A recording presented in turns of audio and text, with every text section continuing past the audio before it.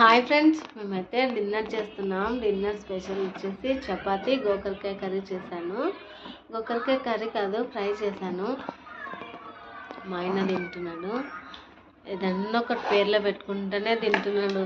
మెత్తగా అయిందంట గోకరకాయ, అలాగే మసాలా కూడా ఎక్కువైందంట.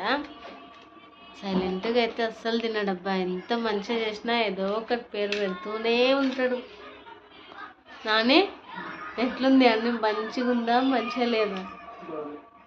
బాగాలేదా? పెండ పెండ ఉందంట. అన్న వీడియో తీస్తున్నా నేను, మంచిగా ఉందని చెప్పచ్చు కదా.